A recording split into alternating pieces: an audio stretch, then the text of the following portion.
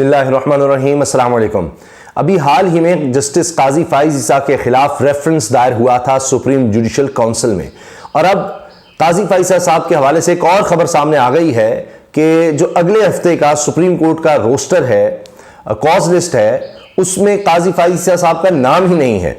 यानी जो केसेस लगने होते हैं अगले हफ्ते, उनकी कॉज लिस्ट एक हफ्ता पहले ही जारी हो जाती है, वीकेंड पर ही आ जाती है कि अगले हफ्ते ये केसेस लगे हैं और ये बेंच और उनमें जजेस के नाम, ये लोग केसेस सुनेंगे और फलां केस उस जज या बेंच के पास है, फलां केस उस जज या बेंच के पास, लेकिन इनमें जस्टिस काजी फाइज ईसा का नाम तक नहीं है। अब आप ये देखिए कि हुकूमत की स्ट्रेटजी क्या है या हुकूमत क्या कहती है। आपने देख लिया, अब तो छप चुका है ये बयान कि जी हुकूमत कहती है कि मौजूदा चीफ जस्टिस यानी जस्टिस उमरता बंदयाल साहब के होते हुए हमने किसी सूरत इलेक्शन नहीं होने देने। इसका मतलब यह है कि हुकूमत इंतजार कर रही है जस्टिस काजी फाइज ईसा का। अब हुकूमत का ये दावा, यानी उनका ये कहना है, जिस तरह से वो बात करते हैं महफिलों में और सब जगहों पर, कि जी जस्टिस काजी फाइज ईसा आएंगे तो हमारे लिए बिल्कुल सब चीजें लेवल प्लेइंग फील्ड हो जाएगी। अब हुकूमत लेवल प्लेइंग फील्ड इसको कहती है कि जी इमरान खान नाअहल हो, इमरान खान माइनस हो, इमरान खान खत्म हो, इमरान खान की पार्टी खत्म हो, टूट जाए, वो इलेक्शन में हिस्सा ना ले सकें, कोई इस तरह की सूरत बने कम से कम। इसके साथ साथ मियां नवाज शरीफ की वापसी हो, उनके खिलाफ सारे केसेस खत्म हो, जो वो रिव्यू वाला मामला है या जो जज सुप्रीम कोर्ट के चीफ जस्टिस हैं, खैर अब हैं, उसके बाद पता नहीं हुकूमत वापस ही ना ले जब काजी फाइज ईसा साहब चीफ जस्टिस बन जाए, क्योंकि हुकूमत को बड़ी उम्मीदें हैं। वो तो अब पता लगेगा जब चीफ जस्टिस बनेंगे काजी फाइज ईसा साहब, लेकिन हुकूमत ये समझती है कि जी वो बहुत ही हमारे काम करेंगे। और इफ्तिखार चौधरी का दौर जिस तरह नून लीग को हासिल था, पीपल्स पार्टी तो खैर उस तरफ वक्त थोड़ा ज़ेर ताब थी, लेकिन बहरहाल अब नून लीग समझती है कि पीपल्स पार्टी और नून लीग मिलकर उनको एक इफ्तिखार चौधरी मिल जाएगा, और काजी फाइज ईसा साहब को ही डायरेक्ट हाई कोर्ट का चीफ जस्टिस लगा दिया गया था, सीधा इफ्तिखार चौधरी के दौर में। यानी पहले होता है कि कोई जज बनता है हाई कोर्ट का और उसके बाद चीफ जस्टिस बनता है, इनको बराह रास्त बलूचिस्तान में हाई कोर्ट का चीफ जस्टिस लगा दिया गया था। खैर फिर उसके बाद वो सुप्रीम कोर्ट आ गए। अब इन्होंने सितंबर में बनना है चीफ जस्टिस, लेकिन उससे पहले आप ये देखिए, एक तो इनके खिलाफ रेफरेंस दायर हो चुका है, फिर जो कौमी असम्बली में ये गए थे और वहां पर वाहिद जज थे, औरों को भी बुलाया था लेकिन ये वाहिद जज थे जो कौमी असम्बली में गए हुए थे, और उस पर फिर बहुत ज्यादा तनकीद हुई थी कि वो लोग जिनके केसेस सुने हैं, सुन चुके हैं, मिसाल के तौर पर शहबाज शरीफ देखिए आप, इनके खानदान के खिलाफ, शरीफ खानदान के खिलाफ हुदैबिया पेपर मिल केस था जिसमें इसहाक डार साहब, अच्छा वो भी वहां मौजूद थे, वो भी उसमें मुजरिम करार दिए गए थे, फिर वो खैर रिव्यू आया तो उसमें यह था कि इन्होंने बताया था एक काजी फैमिली होती थी, उसके पासपोर्ट या उनके डॉक्यूमेंट्स किस तरह से इस्तेमाल किए हमने जाली अकाउंट्स बनाने के लिए, किस तरह उनके नाम पर मनी लॉन्ड्रिंग की, इसहाक डार ने सारा कुछ बताया था और वो सब कुछ उसमें था, और वो मजिस्ट्रेट के सामने पूरा बयान था, तमाम चीज़ें साबित हुई थी, बिल्कुल जिस तरह कोई अगर जुर्म करता है और उसके बाद उस पर वो इल्ज़ाम लगता है और वो बता दे कि जी मैंने फलां जगह पर अपने जुर्म में जो चीज़ें इस्तेमाल की थी वो उधर दबाई हुई हैं, फलां चीज़ उधर दबाई हुई है, तो वो उसके अलावा तो कोई जान ही नहीं सकता। तो इसहाक डार साहब ने जो डिटेल्स बताई थी वो सारी चीज़ें बिल्कुल जोड़ रही थी सारे केस को, कि इतने रकम इधर गई, इतने रकम ऐसे अकाउंट खोले, ऐसे कुछ चेक कैश होते थे, ऐसे साइन करते थे उनके हम, वो सब चीज़ें साबित हुई। लेकिन क्या हुआ कि जी वो केस टाइम बार्ड, यानी वक्त गुजरने के बाद खास मुद्दत होती है कि आप उसमें अपील फाइल कर सकते हैं, उसमें रिव्यू फाइल कर सकते हैं, वो इतने दिन होते हैं, कानून में दिए जाते हैं, तो उसके बाद था, इसलिए उन्होंने कहा जी वो अब टेक्निकल बुनियाद पर वो केस ही नहीं सुना जा सकता। तो वो बहुत बड़ा रिलीफ था शरीफ खानदान के लिए। अब उनके साथ बैठे हैं काजी फाइज ईसा साहब, इसी तरह इसहाक डार के साथ बैठे हुए हैं, जरदारी साहब के साथ बैठे हुए हैं, दीगर लोगों के साथ बैठे हुए हैं जिन पर बड़े बड़े केसेस, जाली अकाउंट्स के, मनी लॉन्ड्रिंग के, वो पापड़ वाला, ठेले वाला, उनके अकाउंट से अरबों रुपया इधर उधर हो रहा है, और जिन पर जरदारी साहब ने क्या खूब कहा था कि उनका कसूर है, उनसे जाकर पूछें जिनके अकाउंट से अरबों रुपया मुझे आ रहा है। तो बहरहाल अब उस पर बड़ी तनकीद हुई थी। बाकी 14 जजेस तो नहीं गए थे सुप्रीम कोर्ट के। यहां तक हुआ है कि अभी हाल ही में चीफ जस्टिस ने, उमरता बंदयाल साहब ने एक इशाया दिया, डिनर दिया, 14 जजेस सिवाय काजी फाइज ईसा साहब के 14 जजेस, 14 के 14 जजेस उसमें मौजूद थे। तमाम सुप्रीम कोर्ट के जजेस ने उसको अटेंड किया सिवाय काजी फाइज ईसा साहब के। तो वो बिल्कुल अलहदा नजर आ रहे हैं इस लिहाज से, कम से कम कि जो उनके मामलात हैं।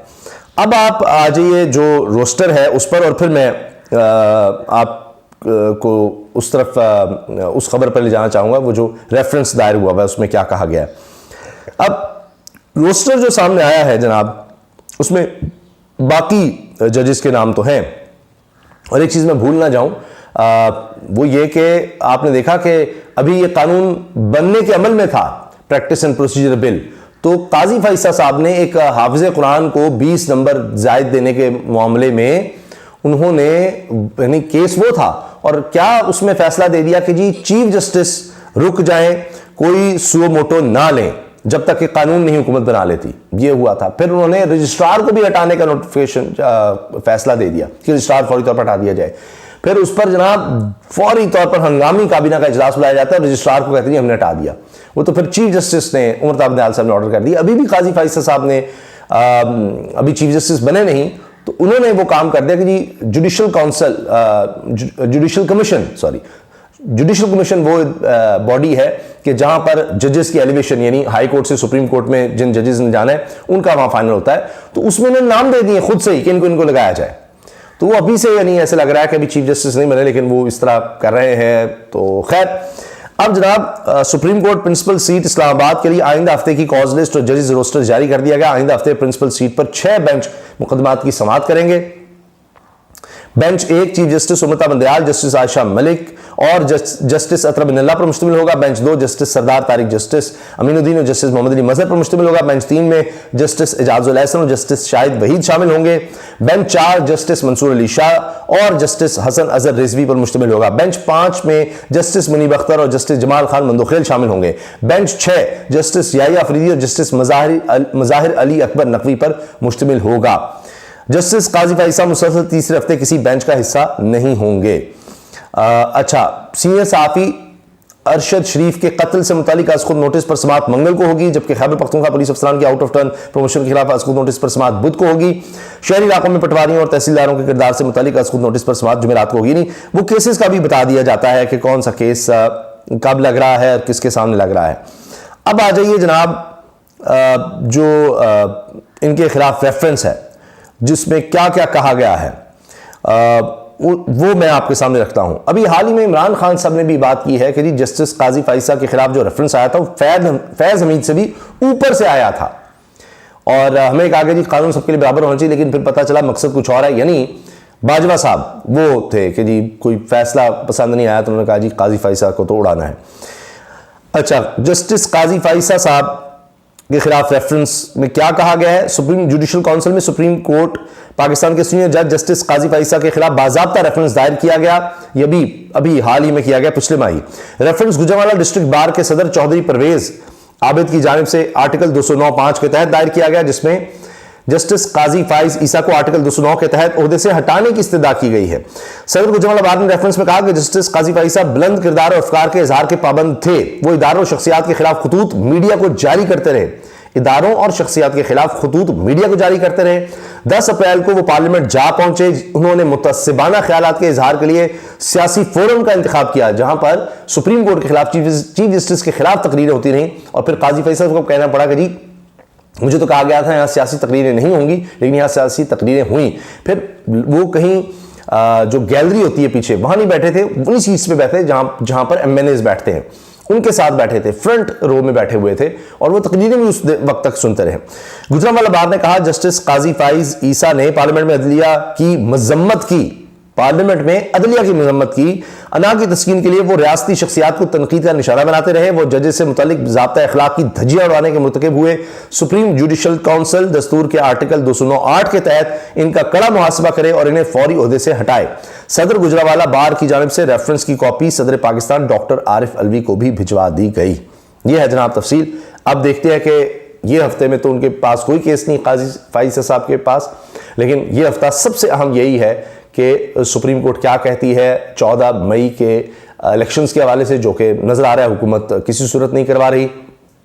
अब इमरान खान साहब ने सड़कों पर आने का ऐलान भी कर दिया है कि 14 मई से वो सड़कों पर होंगे, और तौहीन अदालत की दरखास्त का भी कहा जा रहा है कि जी बार बार सुप्रीम कोर्ट के अहकाम की खिलाफ वर्जी हुई है, हुकूमत ने इलेक्शंस नहीं करवाए, तो अब फिर इमरान खान साहब सड़कों पर आ रहे हैं और भरपूर तरीके से एहतजाज की तैयारी कर चुके हैं। इजाज़त दीजिए, अल्लाह हाफिज़।